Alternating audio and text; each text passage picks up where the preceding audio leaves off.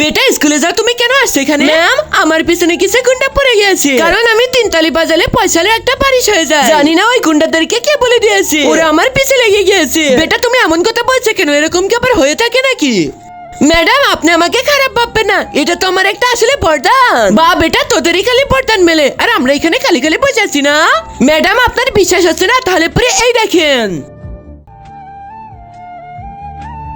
Madam যে এতগুলা টাকা, এতগুলা টাকা দেখছেন ম্যাডাম? আমি তো সত্যি কথাই বলতেছিলাম। এতগুলা টাকা তোর কাছে কি এমন বর্তন আছে রে? হ্যাঁ আব্বে, আসলে আসল টাকা। ম্যাডাম, এটাই তো বলতে চাচ্ছিলাম, আমার পিছনে গুন্ডা পড়েছে। আর আগে বন্ধুরা, তোমরা যদি এই দুইটা ছবি পছন্দ করে থাকো তাহলে ভিডিওটাতে লাইক করে চ্যানেলটা সাবস্ক্রাইব করে দাও। আর যদি তোমরা না করো তাহলে পরে মনে করবো তোমরা এই ছবি দুটাকে ভালোবাসো না। আর কমেন্ট বক্সে বলে যাও 1 না 2 তালি বাজিয়ে ওরা টাকা নিতে চাই। ম্যাডাম, তোকে তো আমি স্পেশাল সিকিউরিটিতে পরে PM জিয়াউর রহমানকে দিয়ে। ম্যাডাম, তাহলে পরে সব টাকা আপনি রেখে দেন, শুধু আমার সিকিউরিটিটা করে দেন। আর আপনাদের যদি এমন ভিডিও লাগে তাহলে পরে সাবস্ক্রাইব করো।